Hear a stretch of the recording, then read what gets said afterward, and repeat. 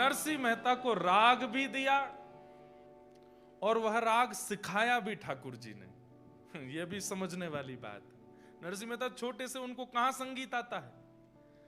राग दिया भी ठाकुर जी ने, तो फिर नरसिंह मेहता बोले नाथ ये गाना कैसे है, तो फिर ठाकुर जी ने गा के सिखाया भी, ऐसे गाना है। और अब नरसिंह मेहता लिए करताल, हाथों में करताल है, पैरों में प्रिया जी ने नूपुर पहना दिए हैं, श्री किशोरी जी ने नूपुर पहना दिए हैं। और अब नरसिंह मेहता बस वही करताल बजाते हैं, नूपुर बजाते हुए पुनः जूनागढ़ चले गए। ठाकुर जी ने आज्ञा करके भेजा है कि तुमको अभी भक्ति का प्रचार करना है, इसलिए तुम अभी यहां नुकुंज में नहीं रुको, जाओ वापस। और नरसिंह मेहता वापस जूनागढ़ आ गए। ठाकुर जी का दर्शन हुआ। लौट करके आए नरसिंह मेहता। अब तो जित देखूं उतित श्याममयी, जहां देखते हैं वहीं ठाकुर जी दिखाई देते हैं उनको। कहां जाएं, तो घर गए अपने बड़े भैया के पास, भाभी के पास। जैसे ही पहुंचे नरसिंह मेहता के वैसे ही चिड़े हुए थे भैया भाभी दोनों। और अब ये पैरों में नूपुर देख करके, हाथ में करताल देख करके, और इनकी वेशभूषा जो भक्तों की सी बनी हुई थी उसको देख करके तो भाभी और भैया दोनों और गुस्सा हो गए। अरे हमने तो सोचा था कि तू मर गया होगा, तो लौट के आ गया फिर से। और ये क्या पहन के, ये घुंघरू पहन करके कहां घूम रहा है, और ये क्या हाथ में ले रखा है। नरसिंह मेहता ने दंडवत प्रणाम किया दोनों भैया भाभी को। ये ठाकुर जी को पुकारवे को यंत्र है, ये करताल है और ये नूपुर है। जब करताल बजाते बजाते, कीर्तन करते करते नृत्य करते हैं, तब नूपुर की ध्वनि बजती है। इससे प्रिया प्रियतम प्रसन्न होते हैं, इसलिए मैं इनको पहन के आया हूं। भैया जोर से उपहास करने लगे, अरे राम राम राम, ये क्या कर रहा है। चल चल तुझे राजा के पास ले चलता हूं, राजा से कहूंगा वो तुझे थोड़ी नौकरी दे देंगे, 2-4-5 रुपया महीना कमा लेगा, तेरा भी जीवन कट जाएगा। ये सब उतार दे, क्या पहन के घूमता है। नरसिंह मेहता बोले भैया ये तो नहीं उतारूंगा मैं, क्योंकि जिन्होंने पहनाया है वो बहुत विशेष है। कौन माने नरसिंह मेहता की बात। भाभी चिल्लाने लगी, बोले मैं ऐसे नहीं रहने दूंगी इसको घर में। पहले ही इसके कारण हमारा पूरा अपयश होता रहा है पूरे नगर में, और अब इसको ये घुंघरू पहन के घूमेगा, करताल बजाता घूमेगा, सब इसको क्या क्या बोलेंगे और इसकी वजह से हम लोगों को कलंकित करेंगे। आप पहले ही सुन लीजिए, इसको बाहर कर दीजिए, या तो ये रहेगा या मैं रहूंगी। नरसिंह मेहता बहुत चिंता में आ गए।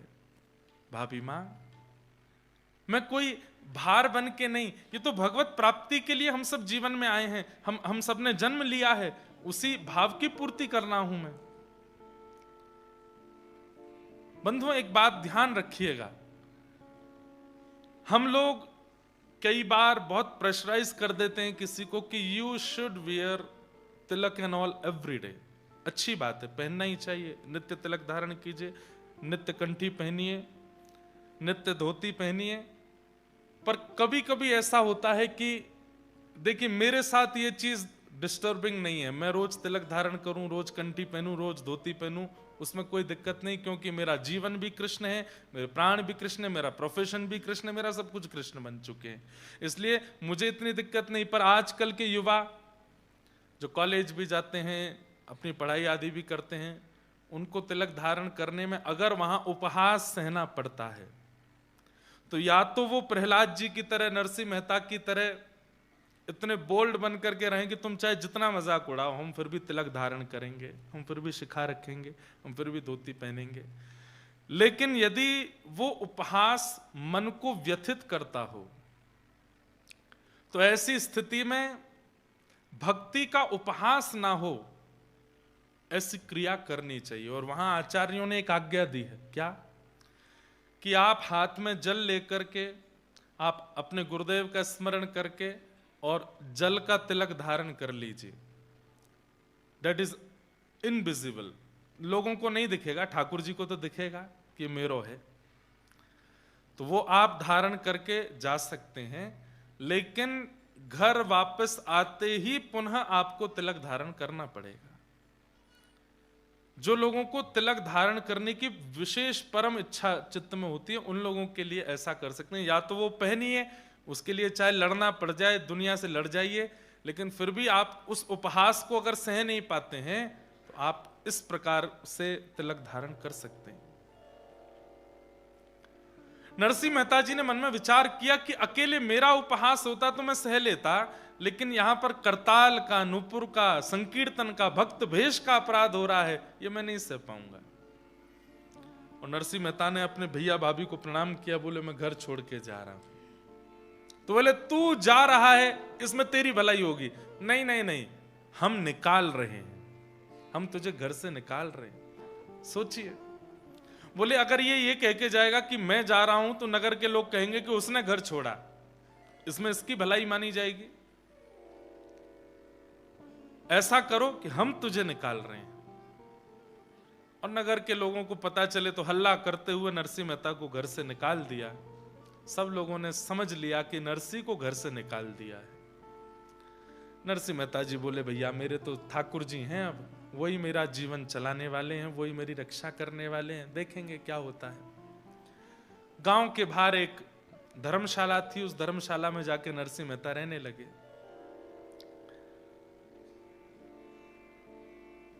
वहीं बैठ करके अपना भजन करते थे। तभी पास के एक गांव में एक ब्राह्मण रहते थे, उनकी बेटी का नाम था मणिक गौरी। तो मणिक गौरी ने अपने पिता से कहा था कि मैं ऐसे वैसे किसी से ब्याह नहीं करूंगी, मैं ऐसे से ब्याह करूंगी जिससे ब्याह करके मेरे भजन में वृद्धि हो, मुझे भगवत मिलन में और सहायता हो। मुझे धनवान नहीं चाहिए, मुझे रूपवान नहीं चाहिए, मुझे साधक भक्त व्यक्ति चाहिए जिससे मैं ब्याह करूं। पिताजी बोले ऐसा लड़का कहां मिलेगा, जगह जगह ढूंढते रहे, कहीं नहीं मिला। तो उन पिता ने ठाकुर जी की आराधना की, ध्यान से सुनिएगा, खूब आराधना की और कहा कि मेरी पुत्री जैसा वर चाहती है वैसा वर इस संसार में मिलेगा। एक दिन ठाकुर जी पहुंच गए स्वप्न में और उनसे जाकर के बोले पास का एक स्थान है जूनागढ़, बोले हाँ, वहां धर्मशाला में एक रहता है, नागर वंशीय ब्राह्मण है, उसका नाम है नरसिंह मेहता, तुम्हारी बेटी का उससे ब्याह कर दो। सोचिए, everything is designed and scripted by Thakur ji of Narsinh Mehta. हम लोग अपने जीवन का निर्माण स्वयं करते हैं, इसलिए जीवन में आने वाली विपत्ति भी हमको ही सहनी पड़ती है। लेकिन नरसिंह मेहता ने ऐसा समर्पण किया है ठाकुर जी को कि सब कुछ ठाकुर जी डिजाइन कर रहे हैं। क्या खाना है, क्या पहनना है, कहां जाना है, किससे मिलना है, कब बैठना है, ये सब कुछ ठाकुर जी डिसाइड कर रहे हैं। यही असली भक्त का स्वरूप होता है। मैं बहुत प्रशंसा के रूप में नहीं कह रहा हूं या अभिमानवश नहीं कह रहा हूं, पर हमने भी अपने लाल जी को अपना जीवन अर्पित कर रखा है। वो जैसा चाहते हैं वही होता है। उनकी इच्छा के बिना इस तन के ऊपर वस्त्र भी नहीं आता, ये निश्चित बात है। उनकी इच्छा के बिना मैं विदेश में भी कहीं नहीं जाता। नायरोबी आने के लिए भी पर्ची डालनी पड़ती है कि आप चलोगे, वो हां बोलते हैं तो ही आते हैं। और भी जहां कथाएं होने ही हैं सब जगह की, भारत में तो अब नहीं जाते लाल जी, अब विवाह के बाद लाल जी का विवाह हो गया, तब से लाल जी घर विराजने की ज्यादा संभावना। बाकी ईच एंड एवरीथिंग सब लाल जी डिसाइड करते हैं कि क्या होना है क्या नहीं।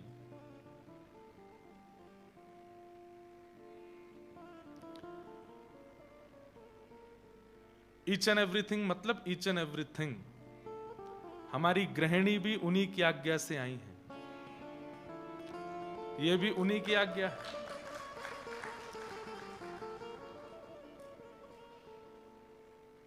अब जीवन में जो कुछ भी है सब उन्हीं की आज्ञा है। ये गाड़ी लें नहीं लें, यहां पे जाएं नहीं जाएं, यहां घर बनाएं नहीं बनाएं, उससे मिलें नहीं मिलें, सब कुछ ठाकुर जी डिसाइड करते हैं। और यही जीवन होना चाहिए, ऐसा ही होना चाहिए। उसमें अपने को एक चीज होती है कि जब सब कुछ ठाकुर जी ने विचार करके दिया है तो उसमें होने वाली आपत्ति विपत्ति संपत्ति वह सब भी ठाकुर जी की जिम्मेवारी है, वो देखेंगे, वो संभालेंगे।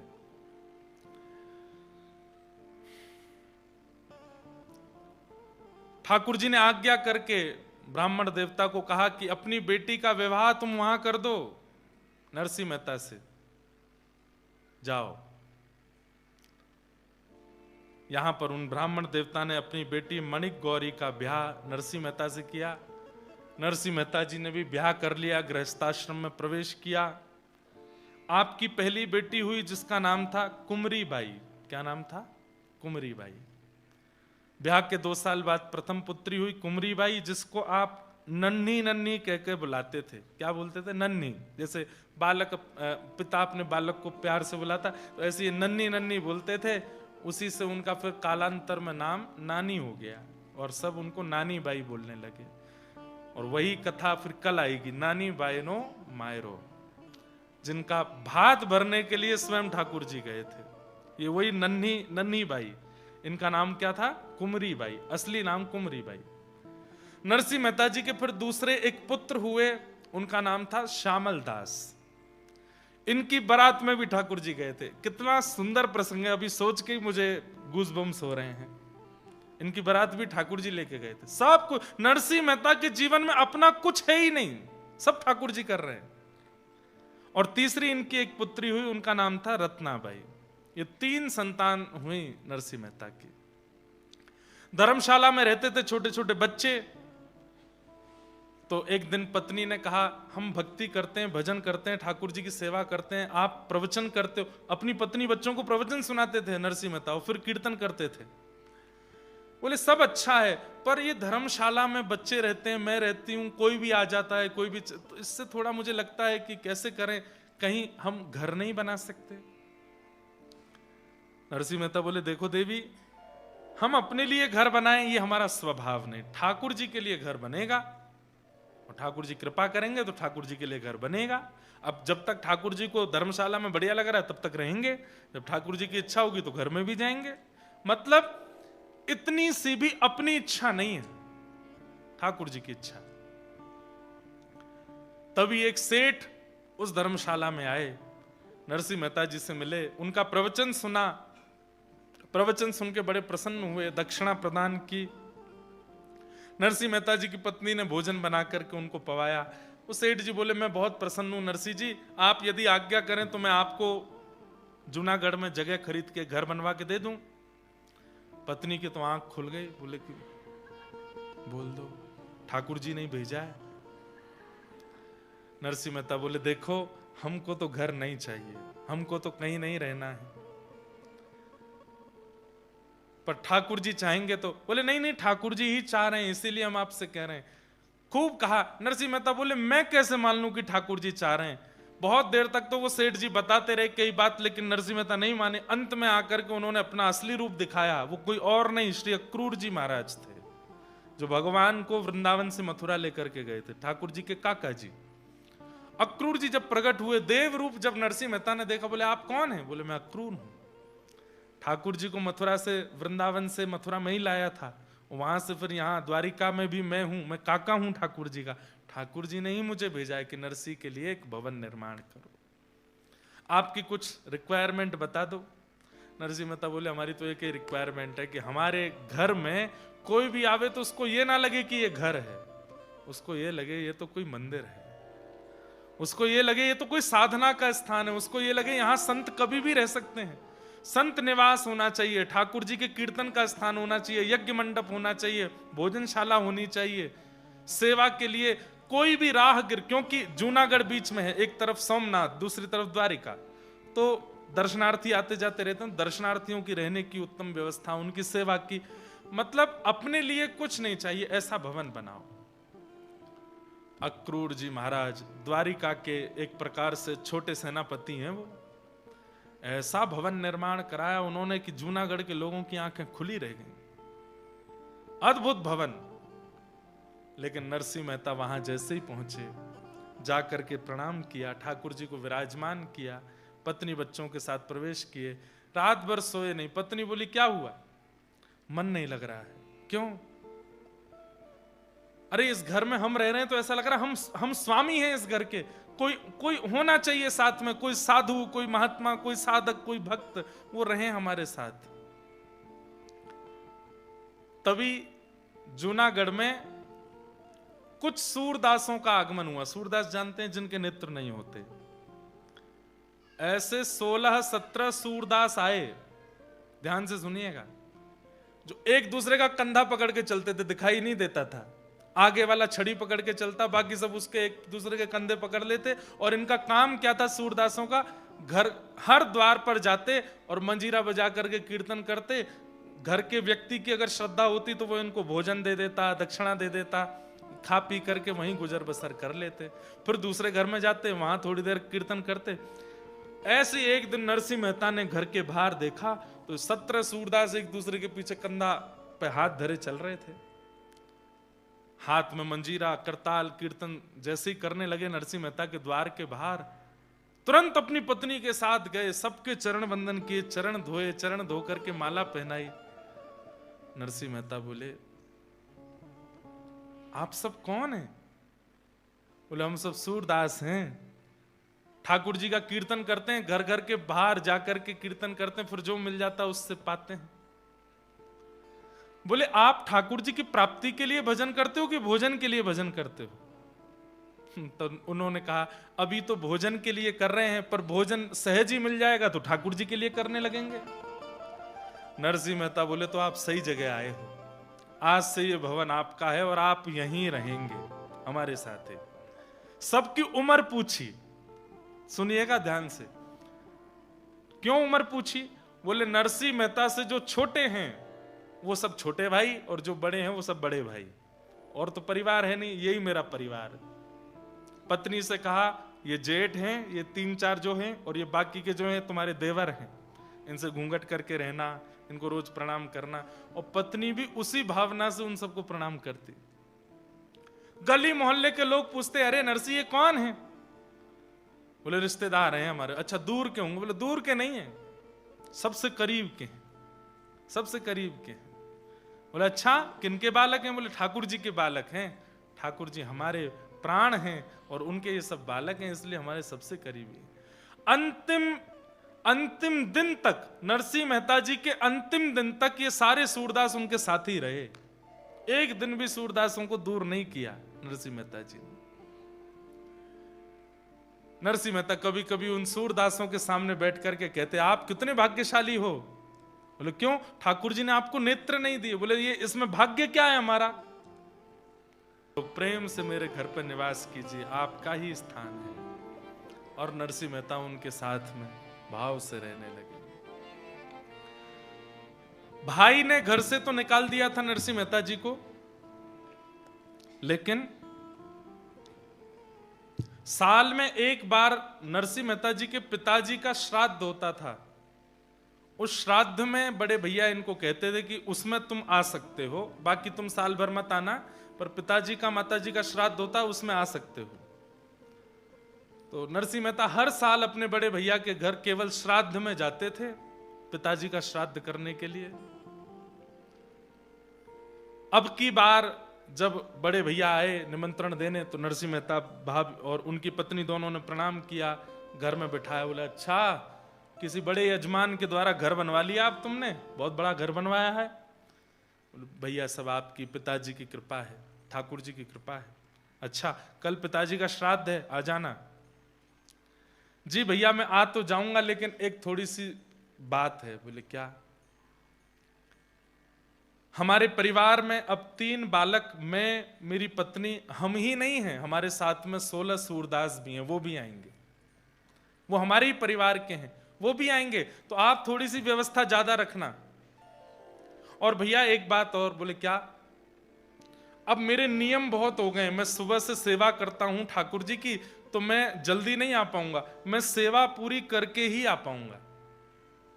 अब ये बातें कहीं तो बड़ी सहजता से थी नरसिंह मेहता ने, लेकिन उनके भैया को बहुत चुभ गई। अच्छा, ये बाहर के व्यक्ति हमारे नाम के नहीं, गोत्र के नहीं, कुल के नहीं, खानदान के नहीं, इनको लेके आएगा तू श्राद्ध में? सुन, हम तो तुझ पर कृपा करे बैठे थे कि 365 दिन में एक दिन तुझे अपने घर आने देते थे, अब वो भी बंद। आज से तेरा मेरा रिश्ता सब खत्म, बिल्कुल आने की जरूरत नहीं है। इन लोगों को लेकर के आएगा तो बिल्कुल आने की आवश्यकता नहीं है, आना चाहे तो अकेले आ जाना। नरसिंह मेहता तो उनको बिल्कुल अपना मान चुके। एक एक कथा सुनाऊं। हमारे आचार्य चरण श्री रामानुजाचार्य जी महाराज, रामानुजाचार्य भगवान के सगे जामाता, जामाता मतलब दामाद, उनका नाम था श्री लालाचार्य जी महाराज। क्या नाम था? लालाचार्य। वे रामानुजाचार्य जी के शिष्य भी थे और दामाद भी थे। तो रामानुजाचार्य जी से एक दिन उन्होंने कहा, गुरुदेव मुझे कुछ आज्ञा कीजिए कि मैं आपकी उस आज्ञा का पालन कर सकूं। तो रामानुजाचार्य जी ने आज्ञा की, तिलकधारी, कंठीधारी, धोतीधारी, शिखाधारी, कमंडलधारी, त्रिपुंडधारी, जटाधारी या मुंडधारी जो भी भगवत भक्त मिले उनको भगवान के समान मान करके उनकी पूजा करनी है। भक्तों को भगवान के समान मान करके उनकी आराधना करो, ये मेरी आज्ञा है। तो लालाचार्य जी बोले, मैं आपका शिष्य हूं पर मैं दामाद भी हूं, तो मैं दामाद होने के नाते एक बात कह सकता हूं। तो रामानुजाचार्य जी बोले, क्या? आपकी आज्ञा तो हो गई है कि भक्तों को भगवान के समान मानो, पर मेरी दृष्टि ये कर नहीं पाएगी। मैं भक्तों को भगवान के समान नहीं मान सकता। भगवान भगवान है, भक्त भक्त है, मैं नहीं कर पाऊंगा। तो रामानुजाचार्य जी को अच्छा लगा, चलो झूठ तो नहीं बोला, जो सत्य है वो बोल दिया। तो बोले दूसरी आज्ञा मानो। बोले क्या? भक्तों को भगवान के समान नहीं मान सकते तो भक्तों को गुरु के समान मानो। जितनी श्रद्धा निष्ठा अपने गुरु में रखते हो उतनी श्रद्धा निष्ठा भक्तों में रखो। तो लालाचार्य जी हंस के बोले, क्षमा करें मैं ये भी नहीं कर पाऊंगा। मेरे गुरु हैं, मैं सबको गुरु रूप में कैसे देख सकता हूं? आप इसके भले मुझे कोई दंड दे दीजिए लेकिन ये मैं कर नहीं पाऊंगा। तो फिर रामानुजाचार्य जी ने तीसरी आज्ञा दी। बोले भक्तों को अपने संबंधियों के समान मानो, अपने परिवार के समान मानो। लालाचार्य जी बोले ये करके दिखाऊंगा, मैं ये कर दूंगा। और उसका प्रभाव ये कि लालाचार्य जी जिस भी तिलकधारी को देखते उसकी कद काठी मुख आदि को देख करके उसको नाम दे देते। अरे चाचा जी बड़े दिन में मिले। वो कहता, कहां का भतीजा है भैया? अरे नहीं नहीं चाचा जी आप भूल गए हैं, मैं तो जानता हूं, हमारा संबंध तिलक से है, तिलक से। आई आई, आपकी बहू ने घर पे आज बड़ी सामग्री बनाई है, चलिए घर पे लेके आते। अकेले लालाचार्य जी, उनकी पत्नी भी इतनी निष्ठावान, आके घर में देखो वहां के चाचा जी आए हैं, तो पत्नी भी आके प्रणाम करती, घूंघट करती, चाचा जी बैठिए ना मैं बनाती हूं प्रसाद। कोई बड़े बुजुर्ग दिख जाते तो उनको मामा जी बोल देते, किसी को फूफा जी बोलते, कोई मुंह फुलाए घूम रहा तो फूफा जी।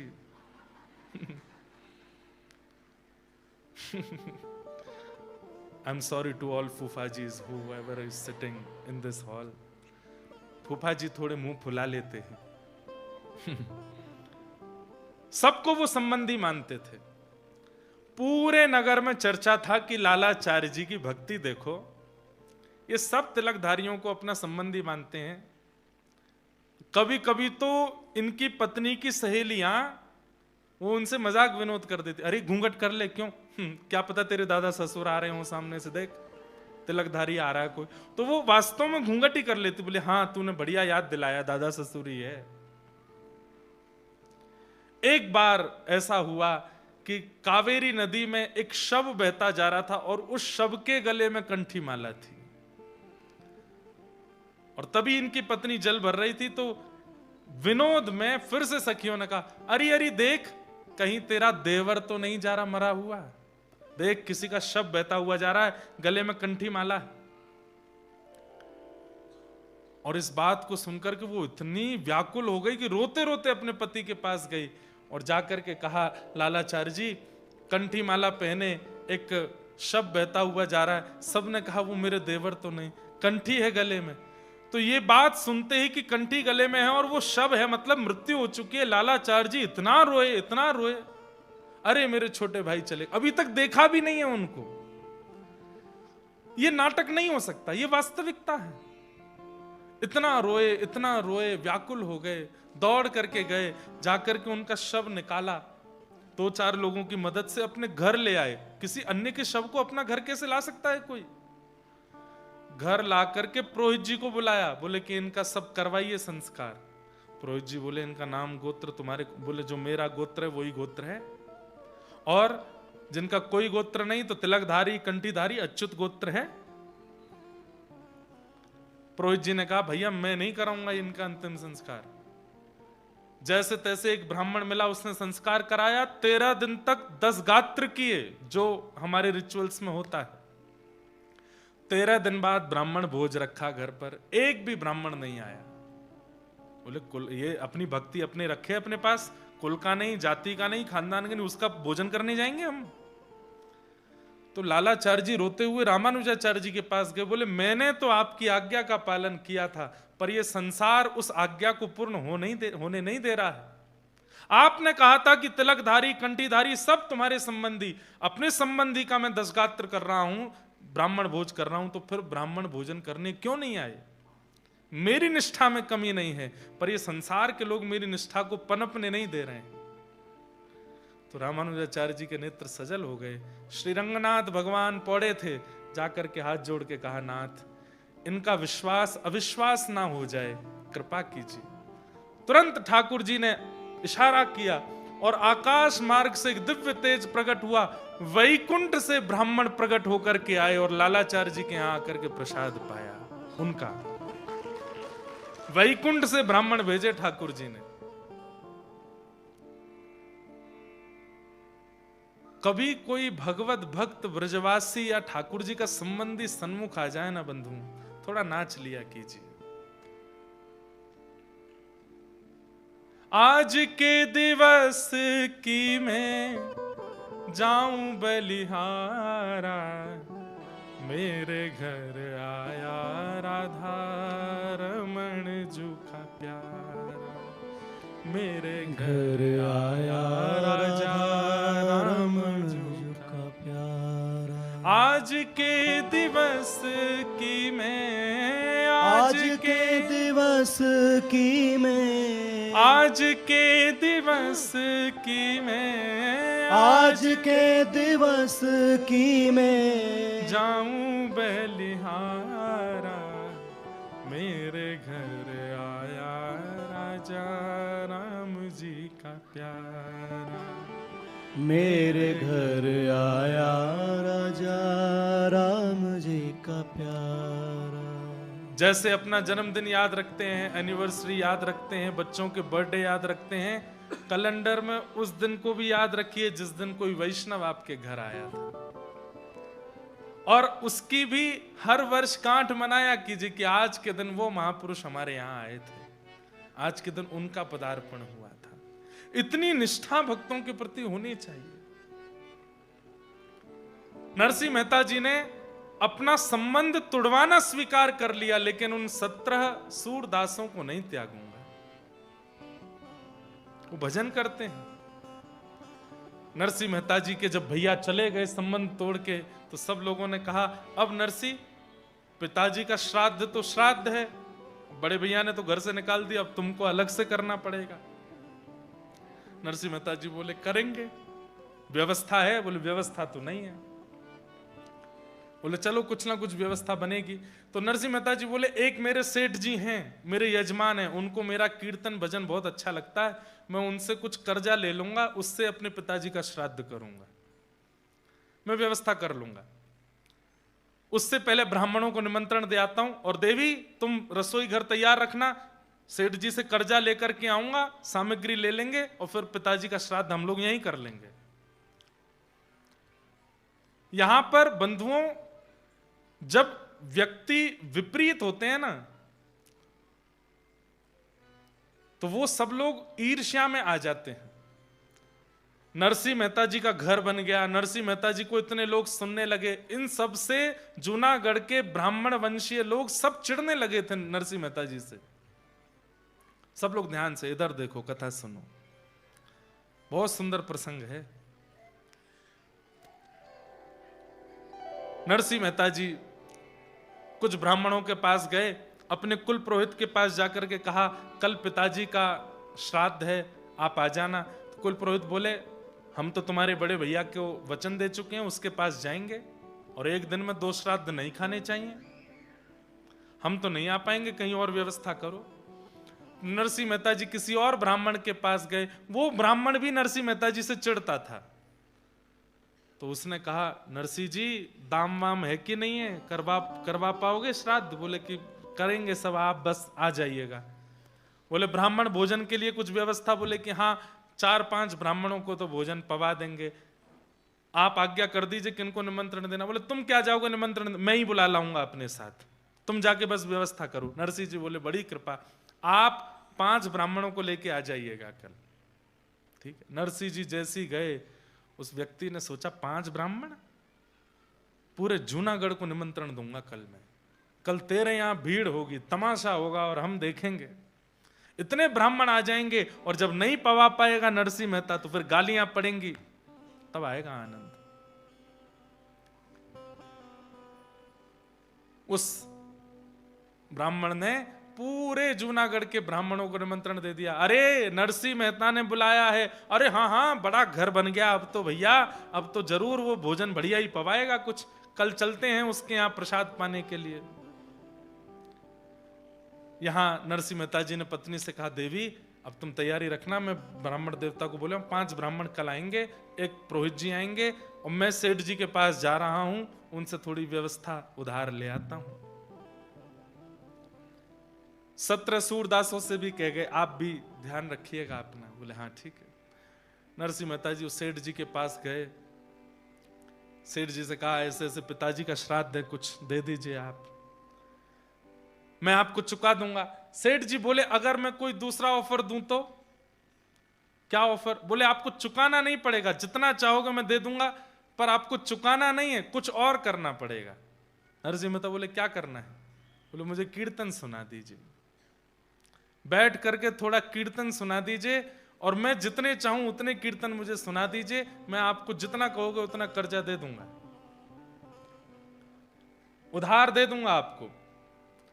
नरसिंह मेहता बोले मैं कीर्तन तो सुना दूंगा लेकिन समय का आप ध्यान रखना, क्योंकि मैं तो डूब जाता हूं कीर्तन में, और मैं कहीं कीर्तन में डूब गया और वहां ब्राह्मण आ गए और मैं नहीं पहुंचा, सामग्री नहीं बनी, तो फिर लेने के देने पड़ जाएंगे। सेठ जी बोले आप चिंता नहीं करो, आप आंख बंद करके कीर्तन करो, मैं आंख खोल के सुनूंगा। नरसिंह मेहता जी ने अपना करताल लिया हाथ में, बोले सेठ जी ध्यान रखिएगा मैं डूब जाऊंगा, मुझे उठा दीजिएगा। सेठ जी जो बोले थे कि मैं आपको उठा दूंगा, वो खुद नाचने लगे, खुद मंत्रमुग्ध होकर के नृत्य करने लगे। लेकिन जैसे ही नरसिंह का कीर्तन ठाकुर जी के कान में पड़ा, द्वारिका में बैठे ठाकुर जी छटपटाने लगे। रुक्मणी जी बोली क्या हुआ? बोले अरे वहां पर पूरा जूनागढ़ नरसिंह के घर आज प्रसाद पाने के लिए आ रहा है, नरसिंह मेहता के पिता का आज श्राद्ध होना और ये यहां बैठ के कीर्तन गा रहा है, क्या करूं?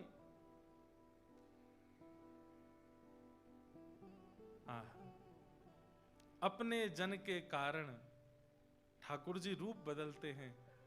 कभी ठाकुर जी कोई बन के आते हैं, कभी कोई बन के आते हैं, कभी कोई बन के आते हैं, पर इस कलिकाल में एकमात्र ऐसे नरसिंह मेहता हैं या फिर श्री जयदेव महाप्रभु हैं जिन 2 लोगों का रूप ठाकुर जी ने धारण किया, और आज नरसिंह मेहता बनकर के स्वयं ठाकुर जी उनके घर पहुंच गए। नरसिंह मेहता बनकर के ठाकुर जी आ गए, वहां नरसिंह जी कीर्तन कर रहे हैं दोनों भुजा उठा करके। नरसिंह मेहता जैसे ही आए तो ठाकुर जी आए हैं, नरसिंह मेहता नहीं है। पत्नी ने कहा इतना विलंब कर दिया। अरे देवी अब क्या बताऊं मैं, सेठ जी तो बड़े कंजूस हैं, दे ही नहीं रहे थे, बड़ी मुश्किल से दिया है। अच्छा व्यवस्था हो गई? बोला हाँ सब व्यवस्था है, तुम तो बनाओ। उन 17 सूरदासों को भी ठाकुर जी ने जाकर के एक एक काम दे दिया, तुम धनिया काटो, तुम मिर्च काटो, तुम ये काटो। बोले कि हमारे आंख तो है नहीं। ठाकुर जी ने ऐसी मोहिनी घुमाई, बोले और कुछ नहीं दिखेगा, सब्जी जरूर दिखेगी, काटो बनाओ। सब लगे हैं सामग्री तैयार करने में। ठाकुर जी आटा गूंद रहे हैं, पत्नी यहां पर चढ़ा करके बढ़िया कर रही है तैयारी, सामग्री सिद्ध हो रही है। पत्नी बोली इतनी सामग्री क्यों बनवा रहे हैं, 5 ब्राह्मण आने वाले। अब बोले देवी सेठ जी ने ज्यादा पैसा दे दिया है, तो मैं तो रखता नहीं हूं, तुम मेरा स्वभाव जानती हो, तो जितना दिया है उतने की सामग्री बना देते हैं, जितने ब्राह्मण पा जाएंगे अच्छा, बाकियों को बंटवा देंगे। क्योंकि ठाकुर जी तो जानते थे 4000 आने वाले हैं।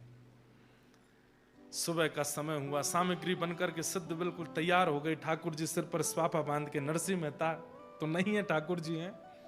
सब ब्राह्मण आए, अरे नरसिंह कहां हो? ठाकुर जी निकल के बाहर आए, आकर के पत्नी सहित सब ब्राह्मणों को दंडवत प्रणाम किया।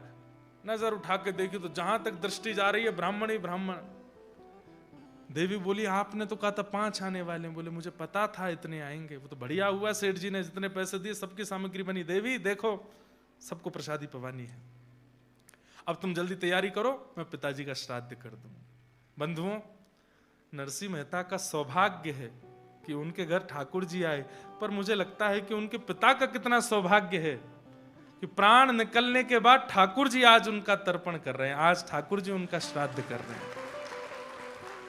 आज वैकुंठ में बैठे नरसिंह मेहता के पिता भी नृत्य कर रहे हैं कि अरे वाह रे नरसिंह, तेरे भक्ति के कारण आज मेरा श्राद्ध। कहते हैं पुत्र के द्वारा श्राद्ध होने से पितृ मुक्त हो जाते हैं, पिता प्रसन्न होता है, दादा प्रसन्न होते हैं। ठाकुर जी श्राद्ध कर रहे हैं। ठाकुर जी ने श्राद्ध किया विधिवत, जैसे श्राद्ध होता है बिल्कुल वैसे श्राद्ध किया। श्राद्ध के बाद में ब्राह्मणों को बैठाया। सब ब्राह्मण बोले नरसिंह कुछ है कि बस पूड़ियों पे ही जीना पड़ेगा? अरे नहीं नहीं, आपकी सब कृपा विराजी है ना। सबके लिए पाटे बिछाए गए, सबके आगे पत्तल लगाई। ठाकुर जी ने कमर पर फेंटा बांधा, लिए पत्नी के साथ परोसने लगे। 17 सूरदास बैठे थे। ठाकुर जी तुम क्या कर रहे हो? हम कैसे परोसेंगे? बोले तुमको केवल परोसने वाली पत्तल दिखेगी और कुछ नहीं दिखेगा, चलो। ऐसा भाव है नहीं, मुझको लगता है ठाकुर जी ने किया तो होगा, कहीं लिखा नहीं है, लेकिन मेरे मन में आया जब मैं इस भाव को पढ़ रहा था तो मेरे मन में आया कि ठाकुर जी ने जरूर उन 17 के साथ भी लीला तो करी होगी। सबको प्रसाद, एक नहीं 2-2 4-4 सब्जियां बनी है, 2-2 3-3 प्रकार की पूड़ियां बनी है, अमरस बना है, रायता बना है, और सब इतना स्वादिष्ट क्यों? ठाकुर जी अपने हाथ से लेकर के आए। जिनके हस्त कमलों में अमृत साक्षात विद्यमान है, ऐसे ठाकुर जी अपने हाथ से परोस रहे। ब्राह्मण पा करके बस कहते हैं, हमारे नाथ द्वार में एक बाबा हैं, सबको मिलते नहीं है, बहुत कम लोगों से मिलते हैं, ब्रज के हैं। मैं उनके पास गया तो मेरे से बोले लाला हाथ आगे कर, और बड़े आनंद में रहते हैं। वो खूब डांट फटकार भी देते हैं, मुझे भी खूब डांट देते हैं जब मैं जाता हूं, तो हर कोई उनको सह भी नहीं पाएगा। तो मैं गया, पहले तो 3 घंटा मेरी परीक्षा ली, भागवत जी के श्लोक पढ़ो, सुबोधनी जी पढ़ो। 3 घंटा बाद मुझसे बोले चलो हाथ आगे करो। हाथ आगे किया तो कुछ प्रसादी दी, पाके बताओ ठाकुर जी ने अरोगा कि नहीं। पूछने का तरीका देखिए, हम लोग सामग्री बना के पूछते हैं कि बताओ अच्छी बनी कि नहीं, वो क्या पूछ रहे हैं? बताओ ठाकुर जी ने पाया कि नहीं, पाके बताओ। मतलब इसके स्वाद से ये बताओ कि ठाकुर जी ने भोग लगाया कि नहीं। तो मैंने पाया, मैंने कहा हाँ बाबा अच्छा है, ठाकुर जी ने पायो है। तो बोले झूठ बोल लो है, नहीं पायो ठाकुर जी। दूसरी सामग्री दी, मैंने पाई, मैंने कहा ये तो ठाकुर जी ने भोग लगाई। बोले ना ये भी भोग नहीं लगाई। तीसरी सामग्री जो उन्होंने दी पता नहीं क्या थी, मुझे याद नहीं, पर वो पाते ही मेरे नेत्र बंद हो गए और मैं पाने में व्यस्त हो गया। तो फिर बोले ये ठाकुर जी ने पायो है, ये ठाकुर जी ने अरोगो है। जहां बता दिया गया हो, वृंदावन से लौट करके अनुभव बता दिया गया हो, तो समझो वृंदावन नहीं गए थे। और वृंदावन से आकर के अनुभव बता नहीं पाए हो, तब समझो कि हाँ वृंदावन से आए हो। कथा कैसी लगी? अच्छी लगी, बहुत अच्छी थी, बहुत बढ़िया। इतना सब बता दिया गया तो समझो कि कथा सुनी नहीं, पर कथा कैसी लगी? बोले बस शब्द नहीं है, वो ये सुनी कथा। आज ऐसा प्रसाद बना है कि सब ब्राह्मण सिर हिला रहे हैं, वारे नरसी वारे नरसी। जो सब चिढ़ के मारे आए थे, सब प्रसाद पाकर के मुरीद हो गए नरसिंह मेहता जी के। सब अपने दोनों भुजा उठा के आशीर्वाद देने लगे। बोले अरे नरसी तेने तो इतना तृप्त कर दिया है भैया, ठाकुर जी तेरा खूब भलो करे, तू खूब ऐसी आनंद करे। 2-4 चिड़े हुए तब भी बैठे थे। बोले अरे अभी क्या, अभी तो भोजन पाया, अभी दक्षिणा की बारी है, देखते हैं दक्षिणा क्या देगा। पत्नी की भी चिंता हुई, ठाकुर जी को भीतर लेके गई, सुनिए प्रसाद तो पवा दिया। अब दक्षिणा कैसे बांटेंगे? मैं कह रहा था ना सेठ जी ने ज्यादा दे दिया, सेठ जी ने वो भी व्यवस्था दी है। और क्या व्यवस्था है? तो देखा तो अंदर पोटलियां रखी थी, एक एक पोटली में 12-12 सोने की मोहर। पत्नी बोली मुझे लगता था सेठ जी उदार हैं, पर ये तो बहुत ही ज्यादा उदार हैं। इतने उदार? 4000 पोटली 12 सोने की मोहर, कोई आज भी नहीं कर पाएगा कोई इतना। और नरसिंह मेहता और पत्नी दोनों, आज मुझे तो कभी कभी पत्नी के लिए भी लगता है कितना सौभाग्य है। पति जब कोई अच्छा कार्य करता है पत्नी हाथ लगाती है, वो ठाकुर जी के संग हाथ लगा रही हैं, ठाकुर जी के संग ब्राह्मणों को पूजन कर रही हैं, युगल दोनों एक साथ आशीर्वाद लेते हैं, उसका एक अपना महत्व होता है। आज नरसिंह मेहता की पत्नी के बगल में आशीर्वाद ब्राह्मणों का नरसिंह जी नहीं ठाकुर जी ले रहे हैं। कितना सौभाग्य उनकी पत्नी का। ब्राह्मण सब पोटलियां लेते हैं, बोले इतनी भारी, अरे कंकड़ पत्थर भर दिए क्या नरसिंह? नहीं नहीं नहीं, सब आपकी कृपा है। खोल खोल के देगा तो 12-12 सोने की मोहर। ब्राह्मणों के नेत्रों से आंसू निकल पड़े, सब हृदय से लगावे नरसिंह मेहता को और प्रणाम करते हुए सब लोग वहां से निकल पड़े। नगर में जाके हल्ला मचा दिया महाराज। वो कुल पुरोहित जी जो आए ही नहीं थे, वो बड़े भैया के यहां श्राद्ध खा के आए। उस समय श्राद्ध में सबसे बड़ी दक्षिणा मिलती थी 1.5 रुपया। कितना? उनको 1.5 रुपया मिला था बड़े भैया के यहां श्राद्ध खाने पर। तो वो 1.5 रुपया लेकर के ऐसे छाती चौड़ा के चल रहे थे। क्यों? बोले सबसे बड़ी दक्षिणा मुझे ही मिलती है श्राद्ध की, 1.5 रुपया, और किसी को नहीं मिलती। उनकी छाती देख करके 4000 ब्राह्मणों ने और फुलाई। बोले क्यों कर रहे हो ऐसे? 1.5 रुपया मिला, आज देखा मेरे यजमान ने कितना दिया? बोले महाराज अब बस बुलवाओ मत हमसे। नहीं नहीं बताओ। बोले 12 सोने की मोहर। अरे झूठ बोलते हो? बोले नहीं हम सत्य बोल रहे हैं, 12 सोने की मोहर, एक को नहीं सबको। 4000 लोग गए थे, सबको 12 सोने की मोहर। घिस घिस करके देख रहे हैं कहीं सोना झूठा तो नहीं है, ये तो नहीं, सब बिल्कुल सत्य निकला। बोले कैसे हो गया? मैं क्यों नहीं गया नरसिंह के यहां प्रसाद पाने? यहां नरसिंह मेहता ने सब करा। अब पत्नी से बोले देवी अब चलो मुझे भोजन कराओ। पत्नी ने भोजन की थाली लगाई, थाली लगा करके ठाकुर जी पा रहे हैं। पाने के बाद खूब सारा पाया, और पाने के बाद पति थाली में थोड़ा छोड़ दे तो पत्नी उसमें पा लेती है, ऐसा पूर्व में होता रहा है। पत्नी दूसरी थाली नहीं लगाती, वो पति की थाली में ही पा लेती है। ठाकुर जी का अधरामृत बचा है। ठाकुर जी ने सब पाया। वो देवी अब तुम पालो, मैं हस्त प्रक्षालन करके आता हूं। और ठाकुर जी प्रसाद पा करके उठे, उठ करके हस्त प्रक्षालन करने गए। वो बोले ध्यान लगा के देखूं नरसिंह कर क्या रहा है। देखा तो नरसिंह जी अभी भी नाच रहे हैं करताल लेकर। वाह रे नरसिंह, तू ऐसे नाचता रहेगा तो द्वारिका छोड़ के मुझे तेरे घर पर रहना पड़ेगा। ठाकुर जी ने तुरंत चुटकी बजाई और नरसिंह मेहता का जो भाव चल रहा था वो भाव तुरंत धूमिल हुआ। अचानक से नरसिंह मेहता जी का मन उच्चाटित हुआ, नेत्र खुले। देखा तो सेठ जी पूरा परिवार निहाल पड़ा है सामने, वो भी नाच रहे हैं। सेठ जी क्या समय हो गया? उस समय का तो पता नहीं कितना हो गया। बाहर जाके पूछा, बोले कि भैया हमारा कीर्तन कितनी देर से? बोले कम से कम 20-25 घंटे हो गए भैया, कल सुबह शाम को शुरू किया, आज की शाम हो गई है। नरसिंह मेहता बोले ब्राह्मणों ने उपद्रव कर दिया होगा, मेरी पत्नी को आज बहुत गालियां दी होगी, कहीं घर से ही नहीं निकाल दिया हो। अरे क्या हो रहा होगा? बेचारे उन 17 सूरदासों के तो कपड़े फट गए होंगे। नरसिंह मेहता बोले सेठ जी आप जल्दी मुझे दे दीजिए, मैं सामग्री लेकर के जाऊं। धन लेकर के सामग्री लेने के लिए जाना चाहते थे, लेकिन बोले एक बार घर की स्थिति तो देख चलूं, कहीं आग वाग तो नहीं लगा दी घर में। घर के बाहर से झांक करके देखा तो चबूतरे पर पत्नी बैठे प्रेम से प्रसाद पा रही है। नरसिंह मेहता बोले ये क्या हो रहा है? हो सकता है पीछे से कोई व्यवस्था हो गई हो, ये प्रसाद कैसे पा रही है?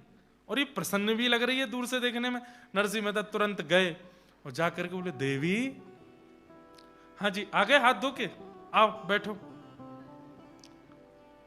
नहीं देवी मुझे पता है तुम क्रोध में बोल रही हो, मुझे 24 घंटा हो गया, मैं मुझसे गलती हो गई। ब्राह्मणों ने ज्यादा कुछ तो नहीं कहा ना? घर में वो सत्र सूरदास भी ठीक है ना, घर की स्थिति तो कोई क्या बोल रहे हो आप, ये सब क्या कह रहे हो? अरे मैं कल सेठ जी के यहां गया था, देवी पूरी रात कीर्तन चलता रहा, पूरा दिन अभी जाके कीर्तन विश्राम हुआ और मैं आया हूं। पत्नी ने जैसी ये बात सुनी, बोले आप क्या बोल रहे हैं? सुबह श्राद्ध हुआ है, 4000 ब्राह्मण आए थे, मैंने आपने हम सबने मिलकर के सामग्री बनाई। अरे मुझे तो आश्चर्य था, इस सत्र सूरदास कैसे देखने लगे, बिल्कुल बारीक मिर्च काट रहे थे सुबह। आप क्या कह रहे हैं? नरसिंह मेहता समझ गए मैं नहीं था, बैठ गए। बोले मुझे आज का पूरा दिन याद दिलाना देवी, याद नहीं आ रहा क्या हुआ था आज। पूरा वृत्तांत वो बताती जा रही है और नरसिंह मेहता के नेत्रों से अश्रु आते जा रहे हैं। नेत्र खोल करके अपनी पत्नी का हाथ पकड़ करके बोले, मैंने कहाँ छुआ था सुबह तुम्हें? बोले आपने यह हाथ पकड़ा था। वो हाथ लेकर के अपने सिर से लगाने लगे। बोले देवी मैं नहीं था, द्वारिकाधीश आए थे, मैं तो 24 घंटे से वहीं था, ठाकुर जी आए थे, मुझे दिखाओ वो कहां बैठे थे। पत्नी होश खो बैठी, बोले आप सत्य बोल रहे हैं? बोले हाँ मैं सत्य में मैं नहीं था, मैं सेठ जी से पूछवा दूंगा, द्वारिकाधीश आए थे। पत्नी ने बताया यहां बैठे थे, यहां चल रहे थे, फेंटा बांध करके सब्जी बना रहे थे, सबको परोस रहे थे, 12-12 सोने की मोहर ब्राह्मणों को दक्षिणा में दी। नरसिंह मेहता और उनकी पत्नी उन स्थानों को ही प्रणाम कर रहे हैं, उन स्थानों को ही लिपट रहे हैं, बार बार रज उठा के अपने माथे से लगा रहे हैं, हे द्वारिकाधीश बड़ी कृपा आपकी, कैसी कृपा आपने हम पर की है, आप आए थे, आप ही सब क्रिया करके गए। पत्नी के साथ प्रसन्न। चिढ़ने वाले लोगों ने मन में विचार किया, अरे अपने पिता का श्राद्ध भी करने लगा, इसके साथ तो कुछ भी नहीं हो पाया, इसका तो कुछ भी नहीं बिगड़ा। तब एक योजना बनाई, अयोध्या से कुछ संत जनों की टोली द्वारिका जा रही थी। मतलब एक भक्त के जीवन में विपत्तियां आती ही रहती हैं, वो फुल स्टॉप नहीं होती। हां एक बात है, विपत्तियां आती रहती हैं पर उसको अनुभूति नहीं होती। मैं कहा करता हूं कि भक्ति क्या है, एनेस्थीसिया का इंजेक्शन है, आपको सुन्न कर देता है। फिर जीवन में चाहे जितनी भी दुविधाएं आवें, आपके जीवन में दुविधा आवेंगी पर आपको ज्यादा उसका प्रभाव अनुभव नहीं होगा। नरसिंह मेहता जी के पीछे पड़े ही रहे सब लोग।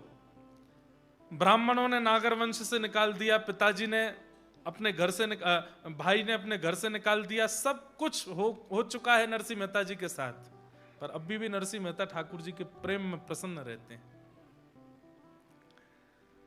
कुछ संत जन अयोध्या से द्वारिका जा रहे थे, बीच में जूनागढ़ बड़ा शहर पड़ा, तो किसी व्यक्ति से जाकर के कहा हम लोग द्वारिका जा रहे हैं, हमारे पास 700 सोने की मोहर हैं, यहां कोई जूनागढ़ में ऐसा व्यक्ति है जिसको हम 700 सोने की मोहर दे दें और वो लिख करके हमें दे दे, ताकि हम द्वारिका में जाके किसी को वो लिखाई दें तो वहां हमें 700 सोने की मोहर मिल जाए, क्योंकि रास्ते में चोर डकैत बहुत पड़ेंगे, सब लुट जाएगा हमारा। इसको हुंडी कहते हैं।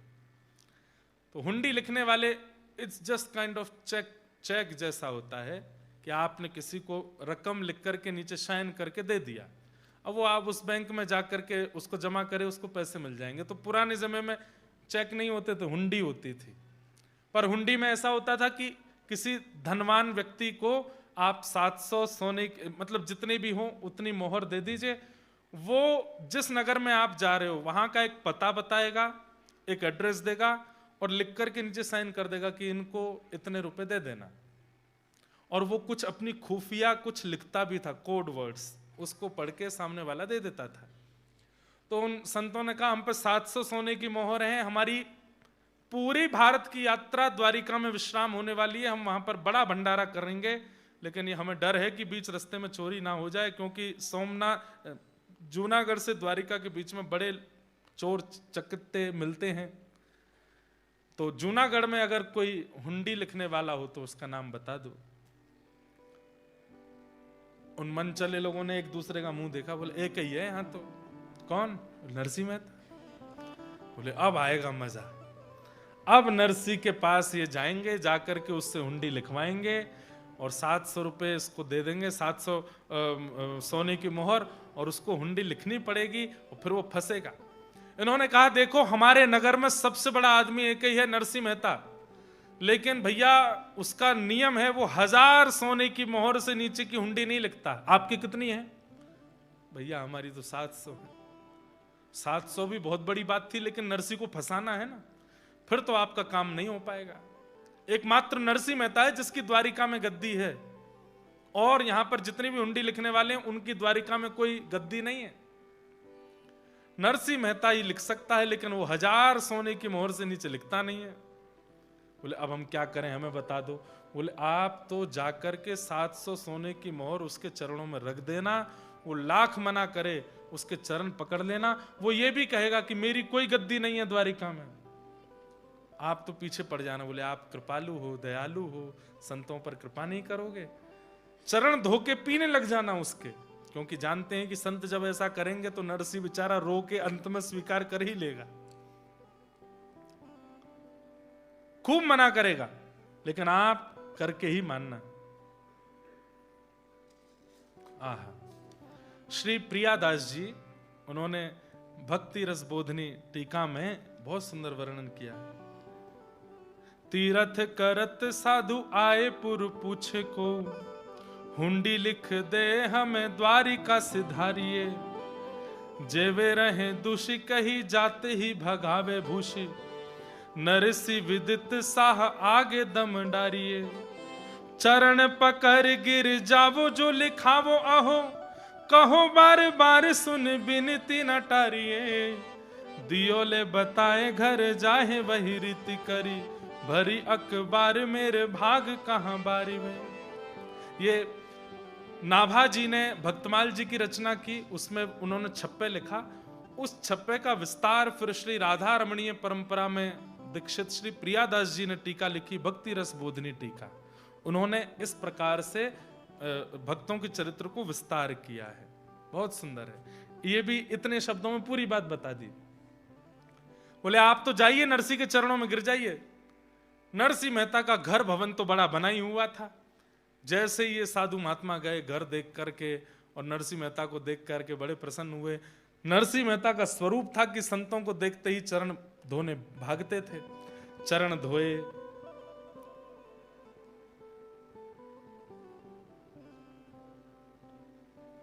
नंद नंदन के प्यारे आए मेरे, नंद नंदन के प्यारे, नंद नंदन के प्यारे आए मेरे, नंद नदन के प्यारे।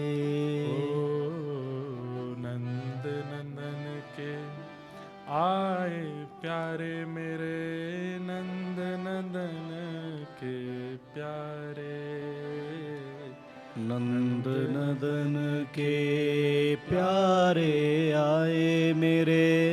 जब घर पर कोई वैष्णव आता है तो ये पद गाया कीजिए। जैसे घर पे हम भी कईयों के यहाँ जाते हैं, थाल लेके आरती करते हैं, तिलक लगाते हैं। अब उसमें मंत्र विधि आप लोग क्या करेंगे, इतना सब कुछ कर दें तो अच्छी बात, लेकिन कभी कोई वैष्णव घर आवे तो ये पद गाइए, नंद नंदन के प्यारे आए मेरे, नंद नंदन के प्यारे, नंद नदन के प्यारे आए मेरे, नंद नदन के प्यारे। माला तिलक मनोहर बानो, माला तिलक मनोहर बानो मतलब वेशभूषा, धोती बगलबंदी कुर्ता आदि पहन के आए हैं। कैसे हैं नंद नंदन के प्यारे? बोले तिलक लगाया है, माला गले में पहनी है और सुंदर धोती आदि पहन के आए हैं। माला तिलक मनोहर बानो, माला तिलक मनोहर बानो, त्रिभुवन के उजियारे, त्रिभुवन के उजियारे। हृदय के मध्य विराजत श्री हृदय के मध्य विराजत श्री वृंदावन के दुलारे। वृंदावन मतलब ठाकुर जी के दुलारे, इनके हृदय के मध्य में वृंदावन दुलारे श्री कृष्ण विराजमान है। नंद नंदन के प्यारे आए मेरे नंद नंदन के प्यारे। नंद नंदन के प्यारे आए मेरे नंद नंदन के प्यारे। अंत में परमानंद करत न्योछावर। परमानंद करत न्योछावर। परमानंद करत न्योछावर। परमानंद करत न्योछावर। वारी वारी हो बारे। हो बार बार हो बारे। नंद नंदन के प्यारे आए मेरे नंद नंदन के प्यारे। ओ नंद नंदन के प्यारे आए मेरे नंद नंदन के प्यारे। नरसिंह मेहता जी तो रोने लगे, उनके चरण धोने लगे। आहा, नंद नंदन के प्यारे मेरे घर आए हैं। जबकि रोज ही आते हैं, लेकिन हर बार भी उनका उत्साह कम नहीं होता। जैसे रोज किसी के घर संत आते हो तो निश्चित होगा कि 3-4 संतों के बाद में अब इच्छा कम होने लग जाएगी, उतना उत्साह नहीं रहेगा। पर नरसिंह मेहता तो हर दिन उसी उत्साह में रहते हैं, जैसे मानो पहली बार कोई उनके घर आया हो। खूब तिलक माला इत्यादि लगा करके चरण धो करके खूब सुंदर किया। तो आपस में वो सब संत क्या कानाफूसी करने लगे। बोले इनको किसी ने बता दिया है कि हम हुंडी लिखवाने आए हैं, इसीलिए हमारे पांव वाँव धो के हमको मना रहे हैं कि हुंडी न लिखवाऊं। इनको पता चल गया है कि हम हुंडी लिखवाने आए हैं। तुरंत उन संतों ने उल्टे नरसिंह मेहता के पैर पकड़े। बोले नरसिंह जी, हमारी एक समस्या का समाधान करो। अरे अरे अरे, आप मेरे चरण क्यों पकड़, क्या बात है। बोले हमें पता है द्वारिका में आपकी गद्दी है, आप हमारी हुंडी लिख दो। हुंडी? और मैं सुबह भोजन कर लूं तो शाम का ठिकाना नहीं रहता, रात को भोजन कर लें तो अगले दिन का, मैं हुंडी लिखूंगा आपकी और मेरी गद्दी द्वारिका में? किसने बहका दिया आपको? बोले हमें सब पता है, ये सब बात आप बोलोगे ये भी हमें पता है। हमें बता दिया गया था कि वो कितना भी मना करें चरणों में। हमें पता है आप 1000 सोने की मोहर से नीचे हुंडी नहीं लिखते, पर हम गरीब, हम संत जन हैं, हमारा तीर्थ यात्रा पूरी द्वारिका में होगी, वहां हमें भोजन प्रसादी करना है, बीच में कोई धन लूट लेगा हमारा, ये 700 सोने की मोहर है। हमें पता है हम आपके योग्य, 1000 हुंडी, 1000 सोने की मोहर नहीं 700 है, लिख दीजिए ना। नरसिंह बोले पर मेरी कोई गद्दी नहीं है द्वारिका में, मैं किसकी सौगंध खा के बताऊं। बोले हमें यह भी बताया था कि वो सौगंध खाने को तैयार हो जाएगा, पर फिर भी उसी से ही हुंडी लिखवाना। नरसिंह जी जानते तो थे कि जूनागढ़ के लोग कुछ ज्यादा ही प्यार करते हैं मुझसे। जब वे संत रोने लगे तो नरसिंह जी से सहा नहीं गया। हे द्वारिकाधीश, मेरा द्वारिका में कोई गद्दी नहीं, आप ही हो मेरे, तो और तो कोई है नहीं। ठीक है, लाइए 700 सोने की मोहर, पर मेरा एक नियम है। आपको किसी ने कहा कि मैं हुंडी लिखता हूं, बोला मेरा नियम है कि मैं हुंडी के पैसे लेके पहले उन्हें खर्च करता हूं, ये मेरा नियम है। संत जन बोले ये कौन सा नियम है? बोले देख लीजिए एक बार। 700 सोने की मोहर लेकर के उन संतों को घर में ही रखा और महाराज चून का नौता, मतलब जूनागढ़ के आसपास के संतों को निमंत्रित कर दिया कि सब लोग आकर के मेरे घर प्रसाद पाओ। 700 सोने की मोहर से कम नहीं तो 5-10 हजार साधु महात्माओं का प्रसाद करा दिया नरसिंह मेहता ने, और उन संतों से ही परोसवाया। सबकी प्रसादी होने के बाद, दक्षिणा वितरण करने के बाद, जब 700 सोने की मोहर बिल्कुल जीरो हो गई, शून्य, तब एक पर्चा लिया और उसमें लिया, हे मेरे प्राण आधार जीवन आधार, मेरे प्राण प्रिय सांवलिया सेठ श्री द्वारिकाधीश, मैं आपका दासानुदास नरसिंह मेहता, जो भाव आपका है वो सब इन्हीं को दे दो। हे मारी हुंडी हे मारी हुंडी स्वीकारो महाराज रे सामड़ा गिरधारी। ओ मारी हुंडी स्वीकारो महाराज रे सामरा गिरधारी। हे माने एक छे थारो आधार रे सामड़ा गिरधारी। ओ माने एक छे थारो आधार रे सामरा अब गिरधारी। नरसिंह मेहता ने लिख तो दिया, लेकिन संत जन तो हो गए चिंता मुक्त और नरसिंह मेहता की नींद उड़ गई। अब क्या होगा? ये सब संत जन जब द्वारिका जाएंगे और वहां मेरी कोई गद्दी नहीं मिलेगी, इनको 700 सोने की मोहर नहीं मिलेंगी, तो क्या होगा? अरे मुझे मारेंगे इस बात का डर नहीं था उनको ये डर था कि कहीं ये लोग शोक में आकर के प्राण ना त्याग दें, गोमती जी में डूब ना जाएं, समुद्र में प्राण ना त्याग दें, क्योंकि संतों की कोई कमाई तो है नहीं। किसी ने कुछ दक्षिणा दी, किसी ने कुछ दक्षिणा दी, वही सब इकट्ठे करके 700 सोने की मोहर इनके पास आई थी। पर अब मैं क्या करूं? मेरे पास आ गए, अब मुझे सबको पवाना पड़ा। अब इनको मिल जाए बस कैसे भी कि हे ठाकुर जी, ओ माने एक छे थारो आधार रे सामड़ा गिरधारी। ओ माने एक छे थारो आधार रे सामरा गिरधारी। संत जन कीर्तन करते हुए द्वारिका पहुंचे। हफ्ता भर 10 दिन में द्वारिका पहुंचे। जाकर के द्वारिकाधीश के दर्शन किए। बोलो द्वारिकाधीश। और हाँ, एक बात, हुंडी लिखने के बाद में पूरा पर्चा बंद करके मोहर लगाई नरसिंह मेहता ने और बोले किसको देना है भैया? वहां जाके बोले गोमती जी के तट पे जाकर के, वहां पे सांवलिया सेठ हैं,